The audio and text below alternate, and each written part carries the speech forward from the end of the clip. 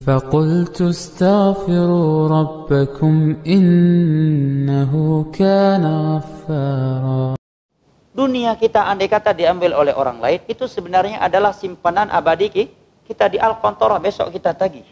Ya, di hadapan Allah kita akan bermasalah, kita akan menuntut dia di hadapan Allah.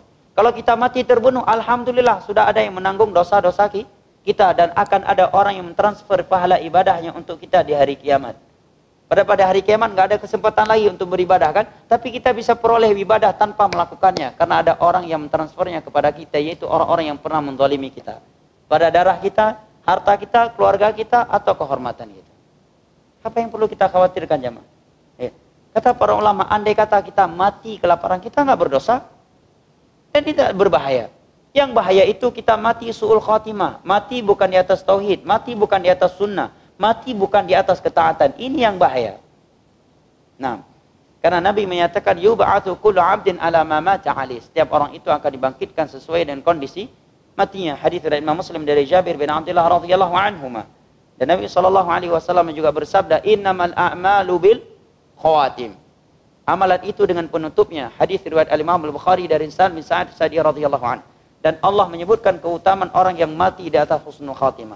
Mati dan dia masih istiqamah di atas agama Allah. Allah berfirman, "Innal ladzina qalu rabbuna Allah tsumma istaqamu tatanazzalu 'alaihimul malaikatu alla takhafu wa la tahzanu wa abshiru bil jannati allati kuntum tu'adun nahnu awliya'ukum fil hayatid dunya wa fil akhirah." Bahwa orang-orang yang menyatakan Allah adalah Rabbnya, menjalankan konsekuensinya, dan mereka istiqamah di atas itu, turun malaikat-malaikat Allah dari langit kepada mereka. Kata para ulama tafsir, maksudnya adalah ketika dia dicabut nyawanya. Malaikat maut sudah ada di sisinya. Dia sudah melihat malaikat maut di sisinya ingin mencabut nyawanya. Turun malaikat-malaikat khusus dari langit menghibur dia, menemani dia yang akan dicabut nyawanya oleh malaikat maut, dengan berkata kepadanya, "Kamu tidak usah takut terhadap apa yang akan terjadi. Engkau tidak usah bersedih terhadap apa yang telah berlalu. Dan bergembiralah engkau dengan syurga yang pernah dijanjikan untukmu. Ketika di dunia kamilah wali-wali Allah untukmu, dan setelah kematian pun kami juga akan menjadi wali-wali Allah untukmu." Adakah kerugian jemaah? Tidak ada kerugian. Jadi apa yang kita khawatirkan?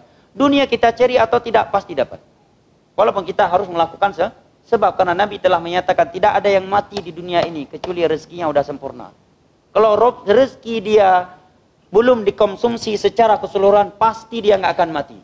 Tidaklah mati seseorang, kata Nabi, melainkan rezeki dia sudah diberikan sempurna. Dia telah mengkonsumsi, telah mengambil seluruh jatahnya. Kalau belum, dia pasti belum mati. Itu kaidah dalam agama. Dari hadis Nabi SAW. Jangan terlalu lemah iman kita. Janganlah kita bermental kerupuk. Ya. Baru baca berita aja udah kena stroke. Ya. Ini bagaimana masa depan anak saya, bagaimana sekolah anak, bagaimana. Ini orang-orang yang bermental kerupuk namanya ini. Nggak punya iman sedikit pun. Kurang percaya sama janji Allah dan Rasulnya. Lupa sama akhirat. Terlalu rendah cita-cita.